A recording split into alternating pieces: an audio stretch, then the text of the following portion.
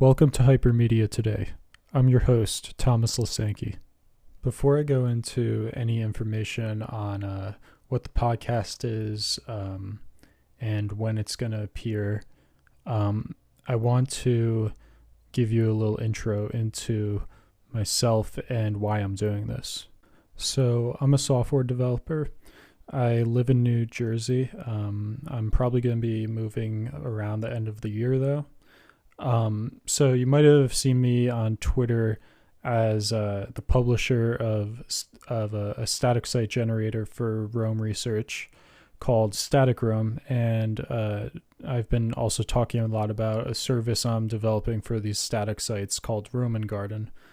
I've been interested in hypermedia tools for thought and how they affect us here and there throughout my life, but this interest was renewed late last year when I came across Roam Research, which describes itself as a note-taking tool for networked thought.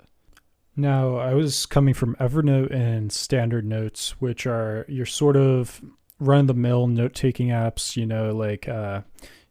no notes are connected to one another. They kind of just live by themselves.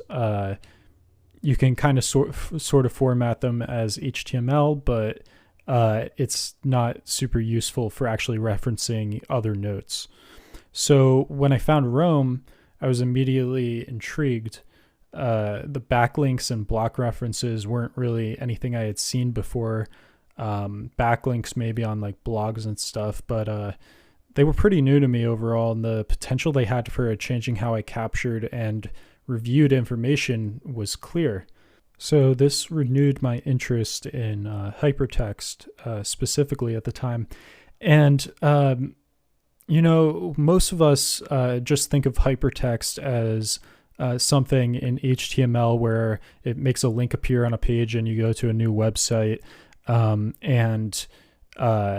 or maybe you go to a different page on the current site, anything like that. But this made me start thinking, like, what have I been missing in the world of hypertext ideas? What kind of weird ideas are there out there that haven't been developed to their full potential? So I started looking more into hypertext and hypermedia more broadly, and I found that there was a rich history there. It wasn't just hypertext in the early 90s when Tim Berners-Lee created the World Wide Web. There was a whole history of this going way back into the 20th century. And I just found it fascinating. So this podcast, the reason I'm doing this is partially to bring other people into the fold and kind of give people a taste of where hypermedia is today, where it's been, and where it's going. In addition to that, I just want to be able to capture a lot of the history for myself, and it gives me an excuse to dive deeper into a lot of the history of hypermedia and the current tools available and everything like that. So what is this exactly? To really understand what it is that I'm trying to do here, I think it makes sense to give definitions of each of the words in the title. So what's hypermedia? So there's a pretty good chance you've heard of hypertext, which is just text, usually in an electronic document, but it doesn't necessarily have to be, that's displayed, and then you can interact with it to go to a page or some other material that it is referencing. And those references in the text are usually called hyperlinks. So hypermedia is just a generalization of this term, and it applies to any sort of media which kind of has that property of hypertext where you interact with it somehow and it brings you somewhere else or does something. So if you ever played a Flash game back in the 2000s, or scroll through your contact list and click and touch through your contact list on your phone, you're engaging with hypermedia. even something like touching through menus on an ATM machine. Hypermedia is even there. It's literally everywhere today. Another important aspect of it is its nonlinear nature. So you can explore the medium in any order you want. It's not presented to you in any certain way. It's not thrust upon you in a certain order. You're free to explore and go about it however you please most of the time. Hypermedia has sort of been done on a less frequent scale in the past. So if you think about like reference textbooks or something, that's a form of hypermedia in a way. You know, there's references to other pages, or it's a sort of proto-hypermedia. There's references to different sections of the book, like, okay, to read about this topic, go here, etc., etc. But we've never in human history had hypermedia on the scale that we have today, where it's literally everywhere. You interact with it every single day. And I think this medium is important to explore. You know, Marshall McLuhan said the medium is the message, and the medium itself informs how we think. So I think it's worth exploring how it might be affecting how we think, and what it tells us, what new thoughts it allows us to think, that kind of thing. So because this new medium affects every aspect of our lives and we interact with it every day, this podcast won't exclusively be about hypermedia and hypermedia literature, but also adjacent areas to hypermedia where hypermedia touches, or what kind of infrastructure does it take to make this scale of hypermedia possible. I want to be able to dive into that as well, and not just the media aspects of it and how it affects society and whatnot. In short, I want to cover what it affects and what affects it. I'm inspired a bit by Lex Friedman, I think that's how you say his name, who runs the AI podcast, or the artificial intelligence podcast.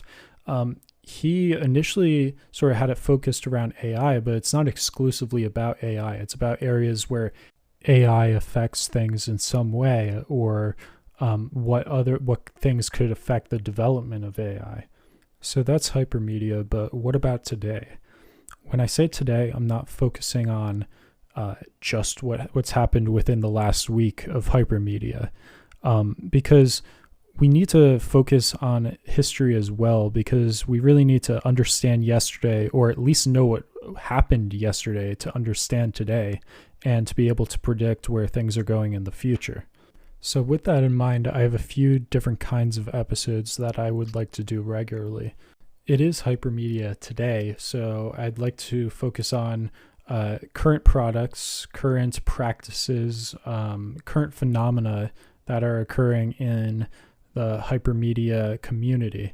So with that, I'm thinking I'll do something where maybe once a week or so, or once every other week, I go through a different practice or product or what have you, and kind of think about it in the context of hypermedia at large. In addition to that, there are so many interesting people in this community right now. So I want to be able to do guest interviews. I have a list of guests I'm probably going to message within the next few weeks, trying to set up something. I want to focus on who they are, what got them interested in hypermedia, what their thoughts are on current trends, what their thoughts are on past projects, everything under that domain. So that handles current day stuff, but as I said before, to understand today, we really need to understand history as well. So I'm going to do a series of hypermedia history where I sort of go into different projects from the past that were influential, the different thinkers that created these projects. I want to thoroughly explore the history of this medium. I also want to experiment with using a digital garden generated using this project I'm doing, Static Roam, I want to see what a digital garden as a podcast site would look like with all the podcast notes up there, transcripts, etc. So as of right now, the schedule is probably going to be maybe 1 or 2 episodes a week. I'm not entirely sure about that yet. I'll see how everything fits with the rest of my schedule and whatnot. And with that, I don't think I have anything left to say for this intro episode. So there is a Twitter account for this podcast. It's at Hypermedia Today. There's a website which is not really up yet. It just has a little coming soon thing there, hypermedia.today. And you can also subscribe wherever you get your podcasts. I'm using Anchor.fm currently to host this. So there's like Spotify, Apple Podcasts, whatever, Pocket Casts. There's also YouTube. So there's a YouTube channel, Hypermedia Today. I'll probably link this in the tweet you probably found this from. So yeah. Also, please let me know if the sound quality is bad for you, or the audio sounds too jumpy, because I'm kind of patching a lot of this together. It's my first time ever recording a podcast, so I'm a newbie here. So any constructive criticism would be very helpful. Thanks, and talk to you soon.